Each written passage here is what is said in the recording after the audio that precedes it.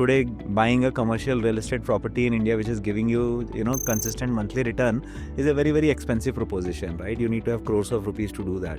You cannot buy a real estate with a short-term horizon mindset. Like you cannot buy a property today and think of selling it after 2 years. You should have a 10-year horizon, right? Similarly with equity, you should have a more than 5-year horizon. Getting consistent return every year is more important than, getting maybe 100% return one of the years.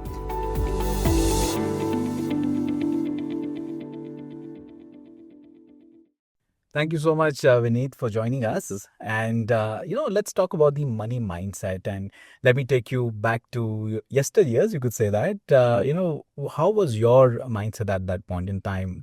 Was it about saving, managing money, or, go out and have some fun? So, see, obviously, I come from a very humble middle class background. Sure. And then simplicity and savings were, ingrained in the DNA, if I have to say. Yeah. To add to it, actually, I come from a Marwadi business family. Right. So the discussions around money, investment, generating regular cash flow is given very high importance, I have to say. And when I was growing, I saw that, my dad, we had a small business and he had bought a couple of rental properties during my growing years. And when actually I was around class 8 and 10th, our business was not doing that great. And what we could see was that it did not impact our lifestyle because of the regular income that we were getting from those properties. Right. And when I was growing and started earning, I felt that, this is a playbook. Maybe, I should copy for myself. Yeah. But today, buying a commercial real estate property in India, which is giving you, consistent monthly return, is a very, very expensive proposition. Right. You need to have crores of rupees to do that. And in my professional journey, I saw that, fixed income as a product could replace that, where you are getting monthly cash flows, where you're getting a regular cash flow. Right. And if I could build a portfolio which could mimic my monthly, cash flow requirement, it could serve the purpose. So, this is what my upbringing was, and that is something which I have taken from my learning when I was young and build a portfolio for myself. Absolutely. Yeah. Well, let me also, help us understand that it's very tough when we have a lot of things in our plate. You could say that, when we are having a food, it's not just, there could be gobi aloo, there could be rice, there could be, dal, and everything is there. Yeah. But you have to mix it together to make it, the balanced diet. State. Yes, or the balanced diet, you could say that. Yeah. Was there a turning point when you're like, this is something I have to top it up with this, and how to make that kind of a balance? Yeah. It's very difficult to achieve, first of all, and even with the basic things in our lives. Yeah. So yes, how important is that balance? So again, if we look at it from an investment point of view, when I started earning, it was very equity heavy. Right, because naturally all of us, we do the same thing. We start doing some SIPs, we'll buy some shares based on friends' recommendation. Right. Then you earn a little bit more money. The aspiration is to buy a house for ourselves. Sure. So while I was doing that, given my profession, I worked in a private equity fund, which was very much debt focused, where we used to do a lot of transactions, structured transactions, where you could get double-digit returns. I saw that my own portfolio, after 8 or 10 years of working, did not have this as an asset class, right? And when I was working with a lot of large family offices, ultra HNIs, I saw that they have almost 30, 40, 50% in some cases in fixed income securities, because that is the asset class which was bringing, stability to the portfolio. Right? And they didn't have to worry about the market condition. They didn't have to worry about anything else. It was like a fixed return that they were getting with a peace of mind. And that is what the moment was for me when I realized that, even I need to have this asset allocation. And since last almost a decade now, I have built a decent portfolio here. And I think I have a balanced diet, which will be successful going forward. Absolutely. We'll talk about more in details about that balanced diet. But, I'm sure a lot of people will come to you and ask the question, kahan invest kare? Should I put all in equity, debt, or probably real estate? And you said that you have so many friends who are into real estate. So is that a wrong question to, even ask? Yeah, I don't think people should... How do you tackle those queries? Yeah, so what I say everyone, and that is what I follow for myself as well, is that these are not substitutes for each other. These are more like teammates. Okay, and you need to have, different players in a team to get a successful result out of it. And each asset class has a different purpose. like you mentioned real estate. So real estate and equity is a great asset class in the long term. You cannot buy a real estate with a short term horizon mindset. Like you cannot buy property today and think of selling it after 2 years. Exactly. You should have a 10-year horizon right? Similarly with equity, you should have a more than 5-year horizon. So each asset class has a purpose. It should serve that particular purpose, and you should build a portfolio which should complement each other. One portfolio should not replace each other, right? You can have a slight variance in terms of allocation, but you just cannot miss it. Absolutely. Yeah. And in fact, there's so much going on in social media. That's what we are saying. Have they sort of, do you think that whatever things that you've heard on the social media, have they oversimplified the product so much? And is it that simple, or we need to put more work towards it? How are you looking at those things as well? So most of the recent reels, if I have to say, in the social media that I have seen, is that they have glorified getting rich in overnight, right? And that's the mantra which they sell, but it has never worked out. If you read the humanity's history, none of the product is good enough where you get rich overnight. What people don't realize is the power of compounding, and consistent performance over the years. Even Einstein has said that compounding is like the eighth wonder of the world, right? And getting consistent return every year is more important than getting maybe 100% return one of the years, right? So I think that this is what I would urge most of the financial influencers to preach, that it is better to get a consistent return, have a very balanced portfolio. That is more important than chasing trends, if I have to put it. Absolutely. And I know that you are a big fan. You're a big cricket fan, you could say that. And just like cricket, all the 11 members have a different role to play. And yes, we can't have 11 asset classes, but not a problem. But how do you sort of mix both these things, or give that kind of an analogy when you are making a diversified portfolio for others? It's a great question, actually. So see, like in cricket, you have openers, you have the Sehwags and Tendulkars of the world, which is like the equity portfolio that you have, because this portfolio can give you outsized return in a very short span of time, right? If they perform really well, you get to the growth. The growth comes from these asset classes. Exactly. Right. Then you have I would say, one down, which is like the Dravids and the Kohlis of the world, which will stabilize your portfolio. In case equity doesn't work or the opening batsmen fail, this is what brings stability to your portfolio. So these are where bonds come into play. Right. Then you have the all-rounders, which I would put real estate as, because again, real estate is a very, very stable asset class in the long term. And it performs in the bad market, in the good market. It's very dependable from that asset class perspective. And the last I would put as gold, when like the entire, neither the opening is working, nor the middle order is working, nor the all-rounder is working, then you are dependent on gold. Like today, if you see, there are a lot of macro environments, right? And there are a lot of volatility. So people rush to gold for that, because that's a safe haven. And that is where I would say the bowlers come into play, because if none of them have worked, then the only way you can win the match is if the bowler is performing, right? Absolutely. And this is the way I look at all the asset classes. Absolutely. Now that you've listed out, all the asset classes, would want to understand is, how do you give weightage? Because that's the important question. Next is someone who's actually looking and making the portfolio. Okay, we have equity, I have fixed income, I have real estate and the gold. How much to deploy? What is the kind of percentage which one should look at? So for equity, I would say anywhere between 40 to 50%, depending on your age and your risk profile. For debt, I would put it anywhere between 30 to 40%. Again, if you are a retiree, then the allocation can be higher. If you are in your 20s, then the allocation can be slightly lower. But in that range, and the balance 30, I would put a mix of real estate and gold, and little bit of liquidity or cash for emergency fund.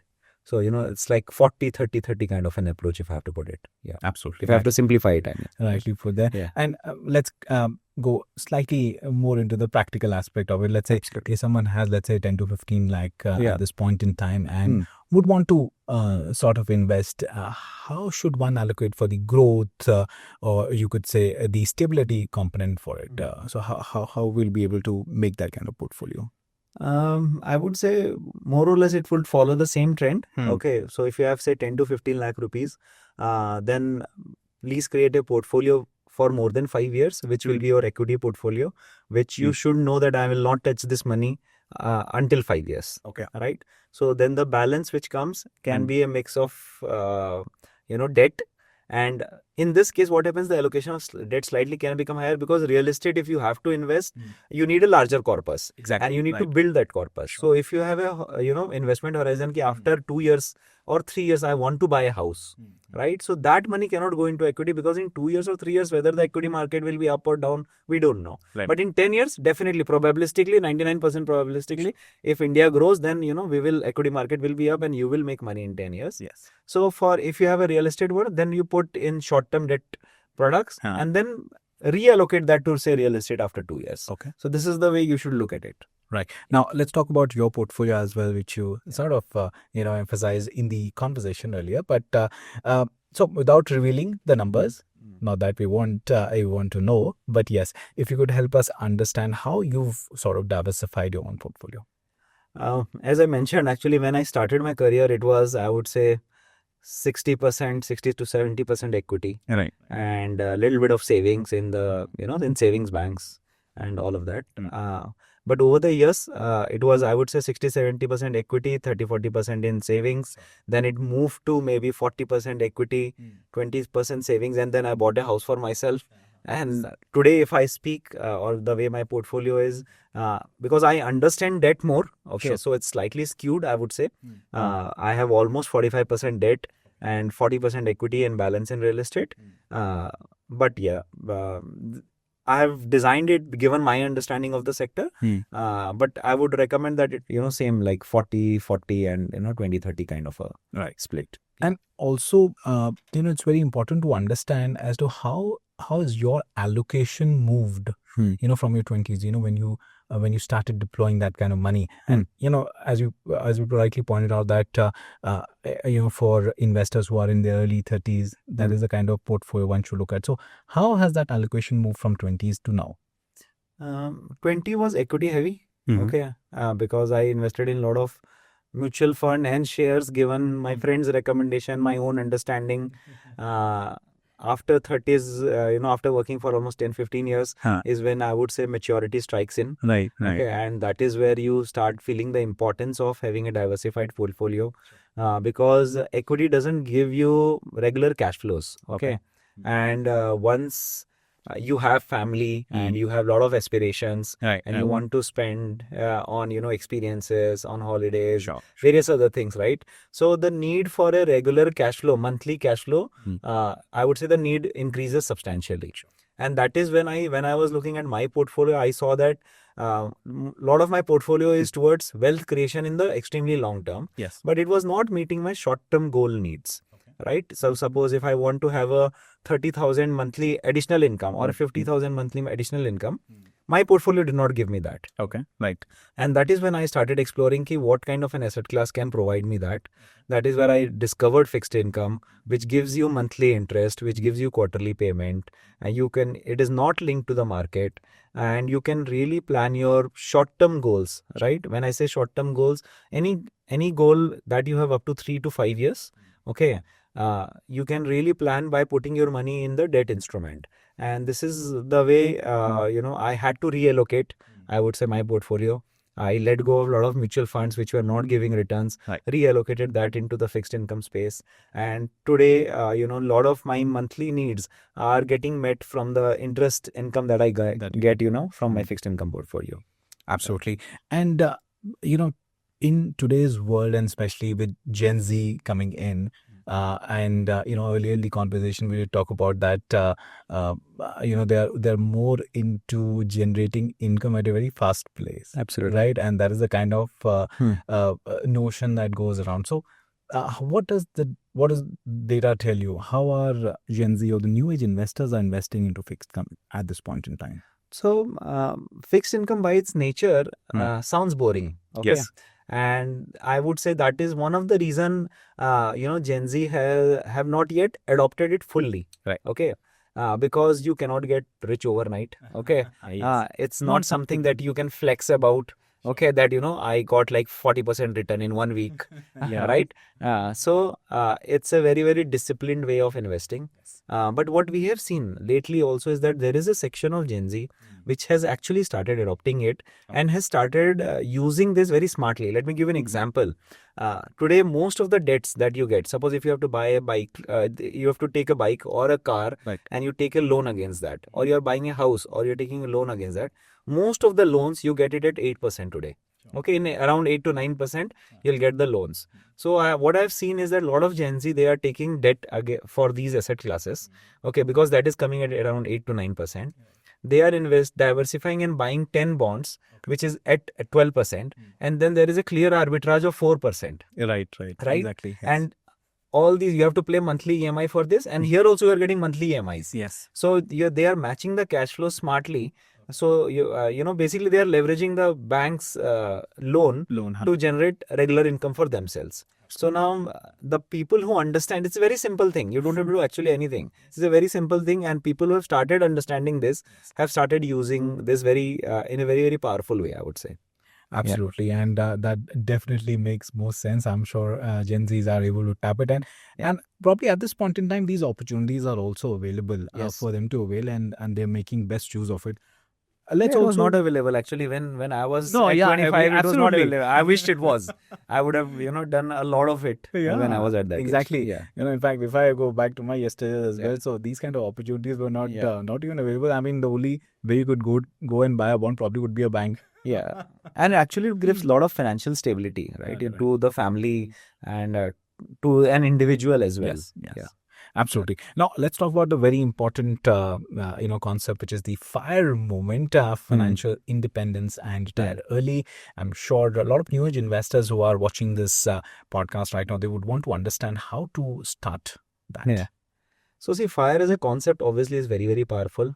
Everyone wishes to reach the status of FIRE, where they don't have to work anymore to generate income. Right. But what I've seen is that what people misunderstand is that the quality of FIRE that you have created. Okay. What I mean by that is that you can reach a FIRE status by having a very, very large exposure in real estate. Exactly. You can reach a FIRE status by having a very, very large exposure in equity market only. Okay. Or so very, very concentrated portfolio, you can still reach FIRE status.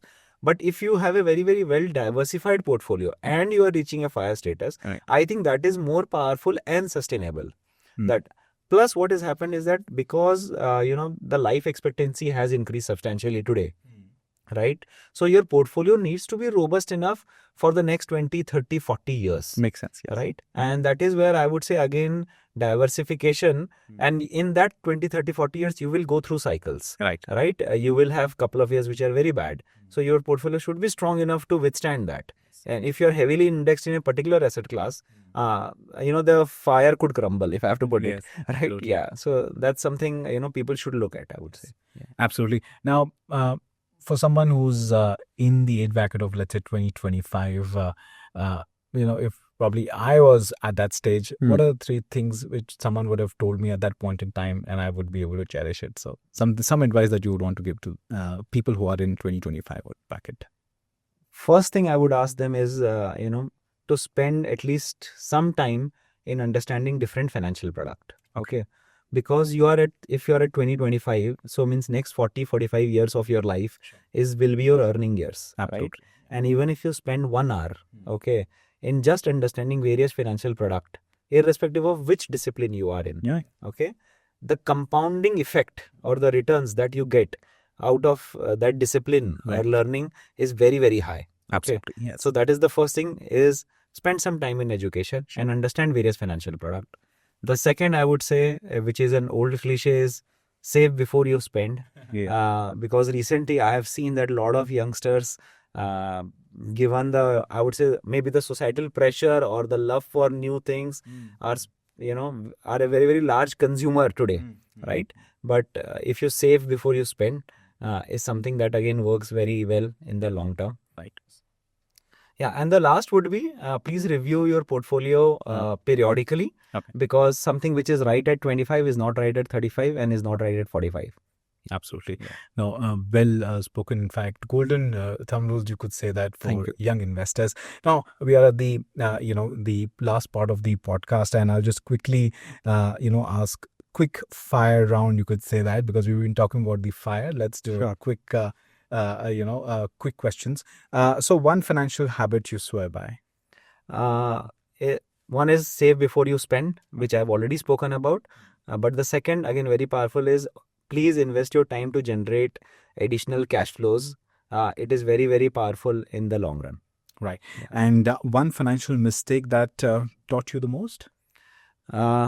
Fill it, shut it, and forget it. Okay, is the financial mistake which I did when I was young, which is basically I bought a lot of shares and mutual fund, and I thought that if I just sleep over it, it will grow over the years. But it doesn't work that way. You have to review it periodically and do readjustment basis that. Right. The best investment you've ever made, not necessarily monetary? I would say the investment in myself. When I thought of becoming an entrepreneur, it was a very, very tough decision. Starting a company, putting your own capital, and with a vision that you have. But this is the 5th year of me being an entrepreneur. Sure. And I think the last 5 years, what I have learned is more than what I have learned the balance 35 years of my life. And I'm really happy that, I took that bet and made that investment. Right. And lastly, where can listeners follow your work or learn more about Jiraaf? The best place would be our own website, because we have, a lot of blogs, we have a lot of materials for people. We have simplified it to a large extent so that people can understand this product and use this in their portfolio allocation. Apart from this, obviously, we are present across all social media platforms, be it, YouTube, Twitter, Instagram, etc. Yeah. Thank you so much for your time, Vineet. And that was truly insightful. And in fact, really help investors to understand how fixed income plays an important role in managing the risk and portfolio diversification, and how each asset class should be given that kind of weightage to make a diversified portfolio. Again, thank you so much for your time. No, thank you for having us. I hope it is, enriching enough for the investors, and they make a smart decision of bringing fixed income into their portfolio. Absolutely. Thank you. Thank you. Thank you.